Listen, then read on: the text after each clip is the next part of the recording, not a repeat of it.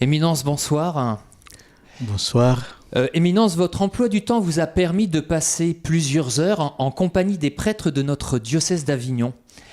Quel a été votre message auprès d'eux ? Le message que j'ai pu partager avec eux, c'est comment entreprendre aujourd'hui la nouvelle évangélisation et comment vivre la sainteté sacerdotale dans un contexte culturel actuel de l'Occident. La sainteté sacerdotale, la centralité de l'Eucharistie dans la vie sacerdotale et la force de l'oraison quotidienne. Et comment est-ce que les prêtres ont réagi justement sur la première partie, sur leur rôle en tant que pasteur dans un monde déchristianisé ? Comment l'ont-ils reçu ? Généralement, ils ont été sensibles à ma réflexion, qui était bien sûr une analyse pas pessimiste, pas négative, mais une analyse objective de ce que vit aujourd'hui l'Occident. Et je pense qu'ils partagent cette vision, qui n'est pas seulement la mienne, mais qui a été également celle de Jean-Paul II, qui a dit que l'Occident vit comme si Dieu n'existait pas, que l'Occident vit une apostasie silencieuse. Votre dernier livre, Éminence, La force du silence, est paru il y a un peu plus d'un an maintenant aux éditions Pluriel. Vous faites le constat que nous sommes tous sous l'emprise d'un bruit incessant. Et en quoi est-ce que ce manque de silence est-il préjudiciable à l'homme du XXIe siècle ? Celui qui parle tout le temps n'est pas capable d'écouter.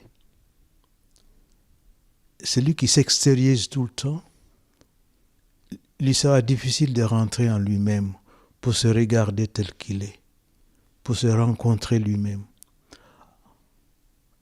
Celui qui fait du bruit, il rencontrera difficilement Dieu, parce que Dieu est silencieux. Dieu vit dans le silence. La demeure de Dieu, c'est le silence. Alors justement, le bruit qui est fait autour de votre ouvrage est-il satisfaisant pour vous, compte tenu de l'importance du sujet, justement ? La force du silence a suscité une attention particulière dans le monde entier.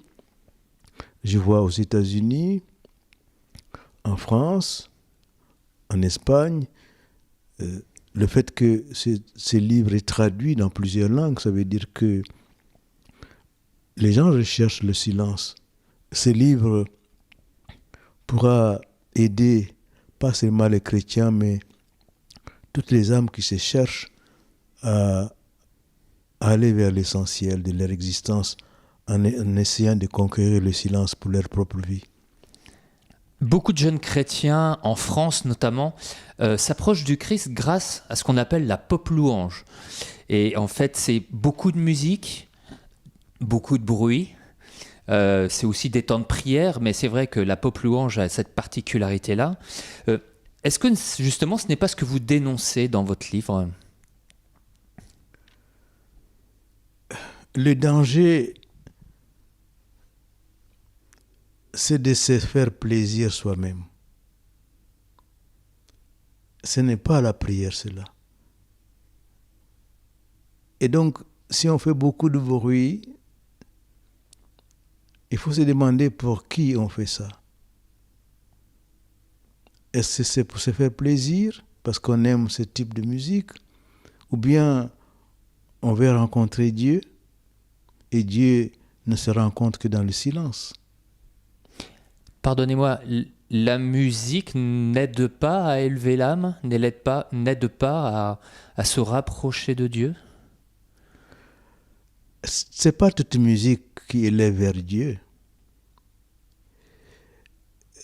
Prenons l'exemple, par exemple. C'est pas toute lecture qui vous nourrit.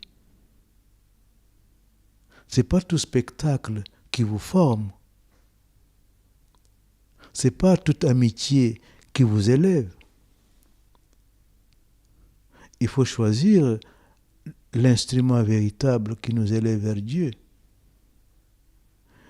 Je ne peux pas me prononcer de manière radicale, mais je sais seulement que Dieu n'aime pas le bruit.